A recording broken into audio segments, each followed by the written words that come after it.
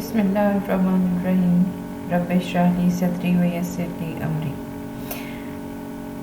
السلام علیکم بچوں، آج کا ہمارا جو لیکچر ہے اگلا پاک اسٹڈیز کا، وہ ہے مسلم لیگ کا قیام، اس کے کیوں قائم کی گئی، اس کے اسباب اور اہمیت کیا ہے اور اس کے مقاصد، اور دوسرا جو ہمارا ٹاپک ہوگا وہ خلافت موومنٹ سے ریلیٹڈ ہے۔ آل انڈیا مسلم لیگ مسلمانوں کی پہلی سیاسی جماعت جو بر صغیر میں قائم ہوئی 1906 میں ڈھاکہ میں۔ پچھلے لیکچر میں نے آپ کو بتایا تھا کہ سر سید نے محمدن ایجوکیشنل کانفرنس کی بنیاد رکھی، جس کے ہر سال اجلاس منعقد ہوتے تھے بر صغیر کے مختلف علاقوں میں۔ اسی کانفرنس کے سالانہ جلسے میں مختلف صوبوں سے آئے ہوئے مسلمانوں کے نمائندگان جو تھے، انہوں نے ڈھاکہ کے نواب سلیم اللہ خان کی دعوت پر ایک خصوصی اجلاس میں شرکت کی۔ اس اجلاس میں فیصلہ کیا گیا کہ مسلمانوں کی سیاسی رہنمائی کے لیے ایک سیاسی جماعت تشکیل دی جائے۔ یہاں یہ بات ذہن میں رکھنا کہ سر سید نے مسلمانوں کو من حیث القوم سیاست سے دور رہنے کا مشورہ دیا تھا، لیکن 20ویں صدی کے آغاز میں کچھ ایسے واقعات رونما ہوئے کہ مسلمان اس بات کو محسوس کرنے لگے کہ ان کے لیے بھی، ان کے مفادات کی ترجمانی کے لیے بھی سیاسی پلیٹ فارم کی ضرورت ہے۔ ڈھاکہ اجلاس کی صدارت وقار الملک نے کی۔ مولانا محمد علی جوہر، مولانا ظفر علی خان، حکیم اجمل خان اور سلیم اللہ خان سمیت بہت سے اہم مسلم لیڈر تھے جو اجلاس میں موجود تھے۔ مسلم لیگ کا پہلا صدر سر آغا خان کو چنا گیا۔ مرکزی دفتر علی گڑھ میں قائم ہوا۔ تمام صوبوں میں اس کی شاخیں بنائی گئیں اور برطانیہ میں لندن برانچ کا صدر سید امیر علی کو بنایا گیا۔ آئیے ہم دیکھتے ہیں کہ مسلم لیگ کے قیام کے اسباب کیا تھے۔ اس میں سب سے پہلے جو آتا ہے وہ ہندو مسلم فسادات، فرقہ وارانہ فسادات، جس میں مختلف جو ہے ایشوز کو سامنے رکھا جاتا تھا۔ مثال کے طور پر ذبح گاؤں کے حوالے سے بھی مسلمان اور ہندو کے درمیان تصادم ہو جاتا۔ ہندوؤں نے گائے کی حفاظت کے لیے تنظیمیں بنا رکھی تھیں، جبکہ مسلمان اس کا گوشت کھاتے تھے اور ان کے لیے یہ حلال جانور ہے۔ اکثر اوقات نماز کے موقع پر مساجد کے آگے بینڈ باجے بجائے جاتے، ناچ گانے کی محفلیں سجاتے، اور اس طرح سے دونوں فریقین یعنی ہندو اور مسلمان کے درمیان فسادات شروع ہو جاتے۔ پھر اس سے اگلا پوائنٹ انڈین نیشنل کانگریس کا ہندو جماعت بننا۔ کانگریس اگرچہ یہ دعویٰ لے کر آئی تھی کہ وہ پورے ہندوستان کی نمائندگی کرتی ہے، لیکن حقیقت میں وہ سیاسی طور پر صرف ہندوؤں کی جماعت بن کر رہ گئی۔ کانگریس پر انتہا پسند اور فرقہ پرست ہندو قابض ہو چکے تھے، اس لیے مسلمانوں کو اپنی الگ جماعت کی ضرورت محسوس ہوئی۔ پھر تقسیم بنگال کی مخالفت۔ مشرقی بنگال کا نیا صوبہ 1905 میں وجود میں آیا۔ اس صوبے میں مسلمانوں کی اکثریت تھی۔ یہ حکومت نے اپنی انتظامی سہولت کے لیے اس صوبے کو تقسیم کیا تھا، لیکن اس سے ایک مسلم اکثریت کا صوبہ وجود میں آ گیا اور ان کی بھلائی کے لیے بھی کام شروع ہو گئے۔ ہندوؤں کے لیے اس تقسیم کو برداشت کرنا ناممکن تھا۔ انہوں نے اس کی مخالفت میں تحریک شروع کی اور یہ مخالفت بھی مسلمانوں کی سیاسی تنظیم کی تخلیق کا باعث بنی۔ پھر 1867 کا اردو ہندی تنازع۔ حالانکہ اردو وہ زبان ہے جس کی پیدائش بر صغیر میں ہوئی تھی، لیکن اس کے باوجود ہندوؤں نے بنارس میں اس کے خلاف تحریک شروع کی۔ وہ دیوناگری رسم الخط کو ملک بھر میں رائج کرنے کی کوشش میں تھے۔ ان کے دباؤ میں آ کر بعض انگریز گورنر بھی ان کی مدد پر آمادہ ہو گئے۔ 1905 میں برطانیہ میں انتخابات کے نتیجے میں لبرل پارٹی برسر اقتدار آئی اور ہندوستان میں آئینی اصلاحات کے نفاذ کا ارادہ ظاہر کیا۔ چونکہ انگریز حکمرانوں کا جھکاؤ ہندوؤں کی طرف تھا، اس لیے مسلمان بھی اپنے تحفظ کے لیے سوچنے پر آمادہ ہوئے۔ 1 اکتوبر 1906 کو سر آغا خان کی قیادت میں 35 مسلمان لیڈروں کا ایک وفد وائسرائے ہند لارڈ منٹو سے ملا۔ شملہ میں جا کر اور مسلمانوں کے اہم مطالبات، خاص طور پر جداگانہ انتخاب کا مطالبہ اور ملازمتوں میں کوٹا مقرر کرنے کے حوالے سے مطالبہ، وائسرائے نے ان کو پذیرائی بخشی، ان کے مطالبات سے اتفاق کیا۔ اس پر مسلمانوں کی حوصلہ افزائی ہوئی اور ان کو اس بات کی شدت سے احساس ہونے لگا کہ ان کی ایک باقاعدہ سیاسی جماعت ہونی چاہیے۔ دوسری جانب بچوں 19ویں صدی کے آخر میں بنگالی اور مرہٹی زبانوں میں ایسا لٹریچر شائع ہوا جس میں مسلمانوں کو غاصب اور ڈاکو قرار دیا گیا۔ ایسی ہی ایک کتاب، ایک ناول تھا نند مات، اس میں بندے ماترم کا گیت تھا۔ اس دور میں شیواجی مرہٹا کو آزادی ہند کا ہیرو قرار دیا گیا، اور اس جدید ہندو ادب نے ہندو مسلم منافرت میں مزید اضافہ کیا۔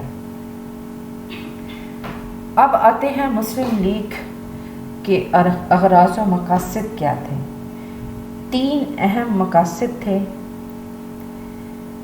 پہلا، ہندوستان کے مسلمانوں میں حکومت برطانیہ سے وفاداری کے جذبات کو فروغ دینا اور حکومت کے بارے میں پائی جانے والی بدگمانی کو دور کرنا۔ دوسرا تھا مسلمانان ہند کے سیاسی حقوق اور مفادات کا تحفظ اور مسلمانوں کی ضروریات اور تمناؤں کی حکومت کے سامنے مؤدبانہ ترجمانی کرنا۔ تیسرا اس کا اہم مقصد تھا دوسری جماعتوں کے خلاف عداوت کے اس طریقے سے انسداد کے مندرجہ والا دونوں مقاصد کو نقصان نہ پہنچے۔ آل انڈیا مسلم لیگ نے پہلے سر آغا خان، پھر وقار الملک اور پھر بعد میں قائد اعظم کی قیادت میں حکومت کو مسلمانوں کے تشخص اور حقوق ماننے پر مجبور کیا۔ 1909 میں جداگانہ طریقے انتخاب رائج کروایا، قانون ساز اسمبلیوں میں مسلمانوں کے لیے علیحدہ نشستیں حاصل کی، دیگر جماعتوں سے برصغیر کے مستقبل کے بارے میں مذاکرات کیے، اور سب سے بڑھ کر جو اس جماعت کا کردار ہے وہ تحریک پاکستان کے حوالے سے ہے۔ اس جماعت کے قیام سے مسلمانوں کی تنظیمی جدوجہد کا آغاز ہوا۔ اس کی تشکیل سے مسلمانوں میں سیاسی شعور پیدا ہوا۔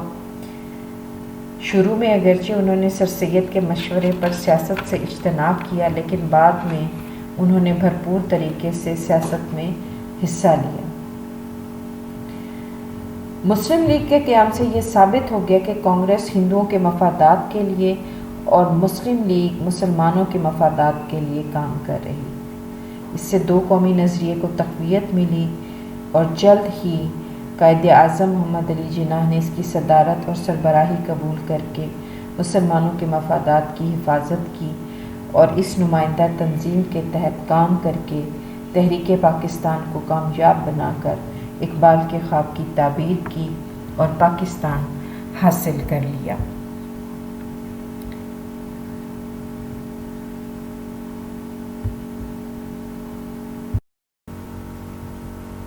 آج کا ہمارا دوسرا جو ٹاپک ہے وہ تحریک خلافت۔ بچوں، آپ کو یہ معلوم ہونا چاہیے کہ پہلی جنگ عظیم کا آغاز 1914 میں ہوا۔ برطانیہ، فرانس، امریکہ اور روس اتحادی ایک طرف تھے، اور دوسری جانب جرمنی، آسٹریا اور ترکی کا اشتراک تھا۔ اس وقت ترکی خلافت عثمانیہ کی وجہ سے مسلمانوں کا مرکز مانا جاتا تھا۔ ترکی کے خلیفہ کو برصغیر کے مسلمان اپنا خلیفہ تسلیم کرتے تھے۔ ترکی تاہم ان دنوں زوال پذیر تھا، اور یہ بھی اس بات کا امکان تھا کہ اسے شکست ہو جائے گی، اور ایسی صورت میں مسلمانوں کا مرکز ختم ہونے کا خدشہ تھا۔ اور یہ بھی گمان تھا مسلمانان ہند کو کہ ترکی کی شکست دینے کے بعد اس کے علاقے اتحادی ممالک آپس میں بانٹ لیں گے اور اس کا اقتدار اعلیٰ ختم ہو جائے گا۔ ان دنوں ترکی بہت وسیع ملک تھا جس کی سرحدیں مشرق وسطیٰ اور شمالی افریقہ تک پھیلی ہوئی تھیں۔ حجاز مقدس کی سرزمین بھی ترکوں کے کنٹرول میں تھی اور اس وجہ سے بجا طور پر بر صغیر کے مسلمانوں کو خدشہ تھا کہ مکہ معظمہ اور مدینہ منورہ بھی اتحادیوں کے قبضے میں جا سکتے تھے۔ ان حالات کو دیکھتے ہوئے بر صغیر کے مسلمانوں نے 1919 میں ایک بہت بڑی تحریک کا آغاز کیا خلافت کے تحفظ کے حوالے سے، اور اسی نسبت سے اس کو تحریک خلافت کا نام دیا جاتا ہے۔ اس کے قائدین میں مولانا محمد علی جوہر، شوکت علی، حسرت موہانی، ظفر علی خان، ابوالکلام آزاد، حکیم اجمل خان اور بھی بہت سے رہنماؤں نے اپنی داخلی سیاست کو بالکل نظر انداز کرتے ہوئے تمام تر توجہ خلافت کے مسئلے پر مرکوز کر دی۔ ہسٹری پڑھنے والے بچے جانتے ہوں گے کہ خلافت کا مسئلہ مسلمانوں کے لیے اس وجہ سے بھی اہم تھا کہ چاہے بنو امیہ کی خلافت ہو یا بنو عباس کی خلافت، یہ تمام ممالک اسلامیہ کے لیے مرکز کی حیثیت رکھتی تھی۔ بہرحال ان لوگوں نے ایک خلافت کمیٹی قائم کی، مجلس خدام کعبہ کو منظم کیا اور ساتھ ہی اپنی سرگرمیوں کا سلسلہ شروع کر دیا۔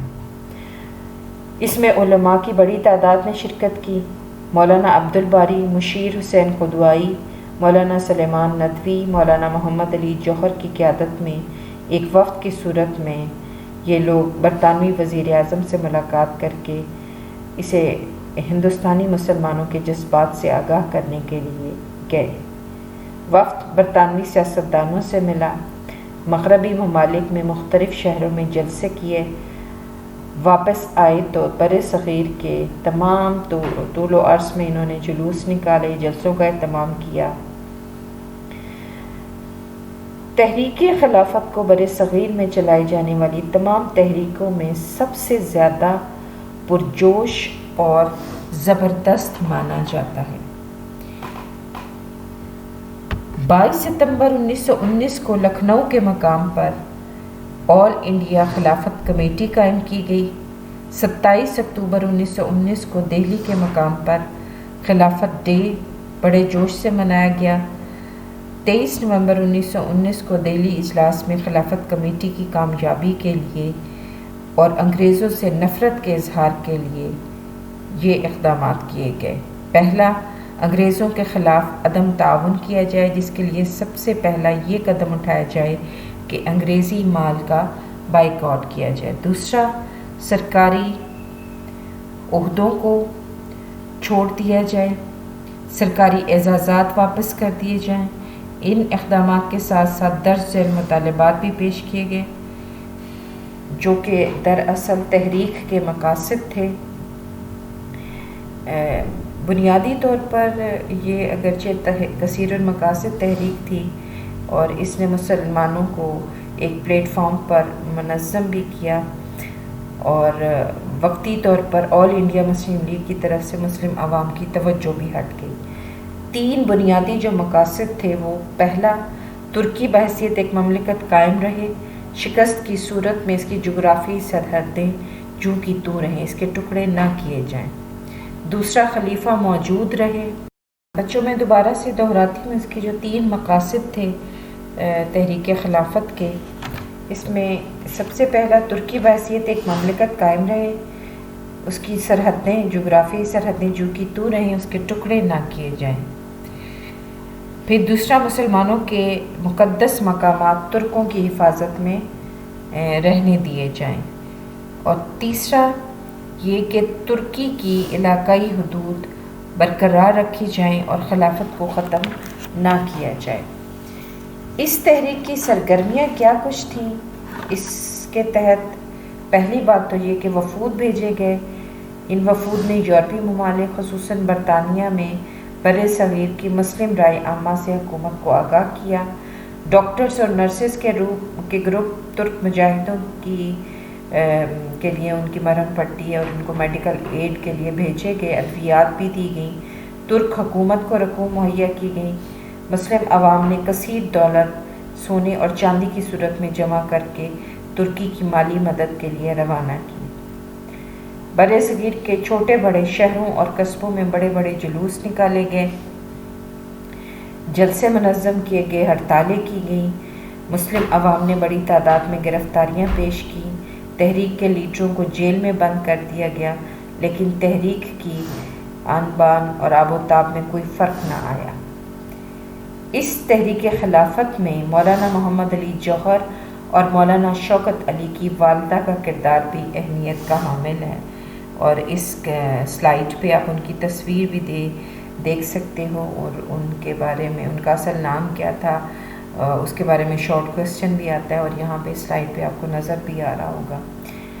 اور ان دنوں یہ نعرہ بھی بہت مقبول ہوا، جو یہ پوری ایک نظم تھی کہ کہتی ہے ماں محمد علی کی جان بیٹا خلافت پہ دے دو۔ مسلم صحافت نے بھی اپنا کردار بڑے پرجوش طریقے سے ادا کیا۔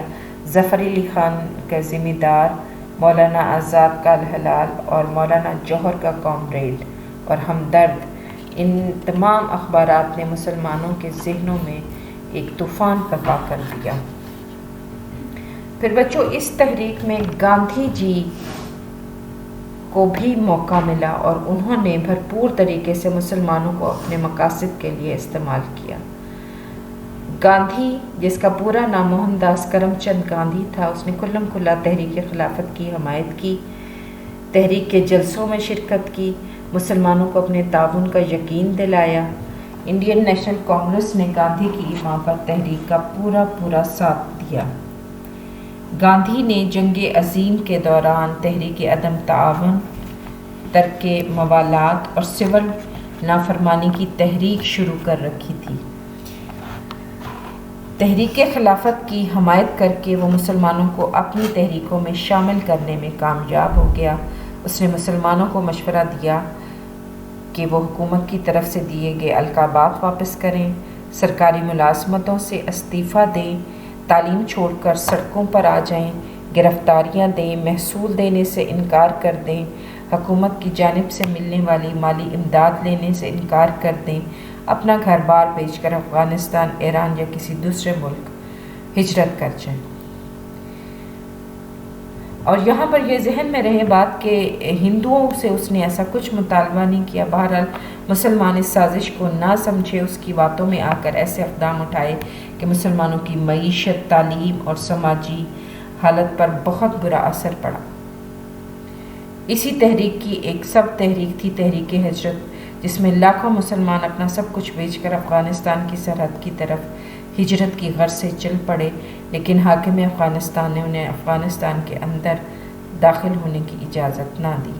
مجبوراً یہ لٹے پٹے مسلمان واپس آئے، کچھ راستے میں بربادی، بھوک اور بدحالی کے باعث انتقال کر گئے۔ بے پناہ مالی اور جانی نقصان اٹھانے کے بعد مسلمانوں کی آنکھیں کھلیں اور پھر انہیں گاندھی کا اصل چہرہ پہچاننے کا موقع ملا۔ برِ صغیر کے مسلمانوں نے گاندھی کا پورا ساتھ دیا، لیکن جنگ عظیم کے خاتمے پر جب گاندھی نے محسوس کیا کہ وہ حکومت کو بلیک میل کر کے اپنے مقاصد حاصل نہیں کر سکے گا، تو اس نے مسلمان قائدین سے پوچھے بغیر، اور اس وقت جب زیادہ تر قیادت جیلوں میں تھی، اس تحریک کے خاتمے کا گاندھی نے اعلان کر دیا۔ دوسری جانب ترکی شکست کے قریب پہنچ چکا تھا۔ ان کے ایک فوجی جنرل غازی ترکی میں جو خلافت کا خاتمہ ہے وہ ان کے اپنے ہی ایک جنرل غازی مصطفیٰ کمال پاشا کے ہاتھوں ہوا۔ روس اور برطانیہ دونوں ترکی پر قبضے کا ارادہ رکھتے تھے، لیکن ان کی باہمی رقابت ترکی کی سلامتی کا سبب بن گئی۔ اتحادیوں نے مصطفیٰ کمال پاشا سے ایک اور معاہدہ لوزان کے نام سے طے کیا۔ یوں ترکی کا اقتدار اعلیٰ بچ گیا، البتہ مشرق وسطیٰ اور شمالی افریقہ کے علاقوں پر ترکی کا کنٹرول ختم ہو گیا۔ حجاز مقدس کو عربوں کے حوالے کر دیا گیا۔ کسی حد تک تحریک کے مقاصد پورے ہوئے کیونکہ ترکی محفوظ رہا۔ حجاز مقدس میں غیر مسلم افواج داخل نہ ہوئی، وہاں کا کنٹرول عرب مسلمانوں نے سنبھال لیا۔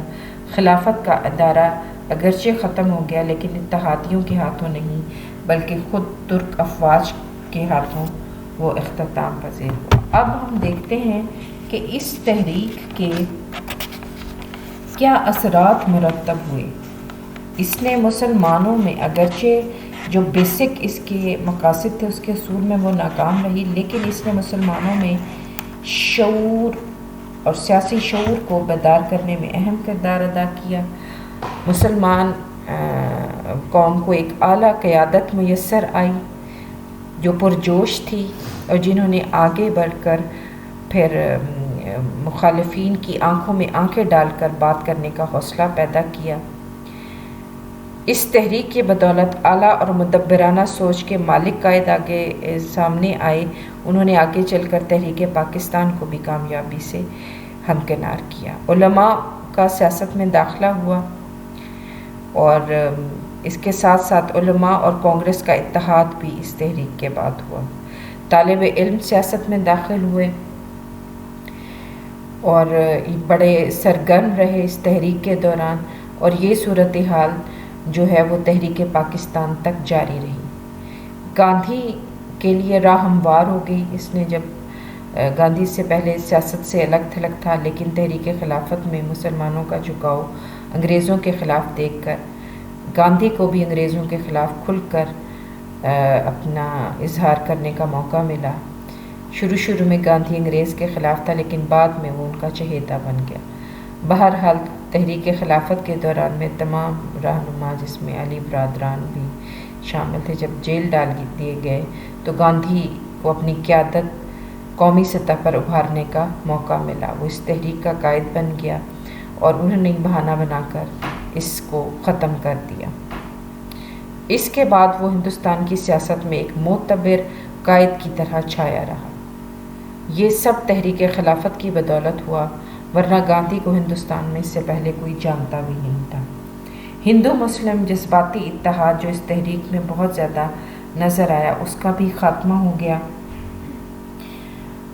اس کے بعد بڑی شدت سے ہندو مسلم فسادات کا سلسلہ شروع ہوا، دونوں قوموں میں فاصلہ بڑھتا رہا۔ پھر برطانوی حکومت کی کمزوری، تحریک خلافت میں جس انداز سے عوام نے احتجاج کیا، اس سے برطانوی حکومت کا رعب اور دبدبہ ختم ہو گیا۔ تحریک کی ناکامی نے مسلمانوں میں مایوسی پیدا کر دی۔ تعلیمی اور معاشی اعتبار سے مسلمانوں کو بڑا دھچکا لگا۔ پھر ترکی کی آزادی، جنگ عظیم میں چونکہ اتحادیوں نے سلطنت عثمانیہ کو ختم کر کے ترکی کے ٹکڑے ٹکڑے کر دیے تھے، لیکن پھر بھی مسلمانوں کے جوش اور ولولے سے یہ لوگ خوفزدہ تھے۔ یہی وجہ ہے کہ جب مصطفیٰ کمال پاشا نے ترکی کے لیے کوششیں کی تو برطانیہ یونان کی مدد کو نہ پہنچ سکا۔ اسے یقین تھا کہ اگر اس نے یونان کا ساتھ دیا تو وہ مسلمانوں کے جوش اور جذبہ کے آگے نہیں ٹھہر سکے گا۔ پھر میثاق لکھنؤ سے بدعہدی ہندوؤں کی طرف سے ہوئی، اور وہ تمام وعدے جو انہوں نے معاہدے میں کیے تھے مسلمانوں کے ساتھ، وہ سب سے منحرف ہو گئے۔ جامعہ ملیہ اسلامیہ کا قیام عمل میں آیا۔ اس تحریک کے دوران جب علی گڑھ کالج کی انتظامیہ نے حکومت سے گرانٹ نہ لینے سے اتفاق نہیں کیا تو مولانا جوہر نے طالب علموں کے ساتھ مل کر جامعہ ملیہ اسلامیہ کی بنیاد رکھی۔ پھر اس ادارے کو 1925 میں دہلی منتقل کر دیا۔ ہندوؤں نے اس تحریک میں بنارس کی ہندو یونیورسٹی کو ملوث نہ ہونے دیا، بلکہ الگ تھلگ رکھا۔ اسی تحریک کے حوالے سے جو تحریک ہجرت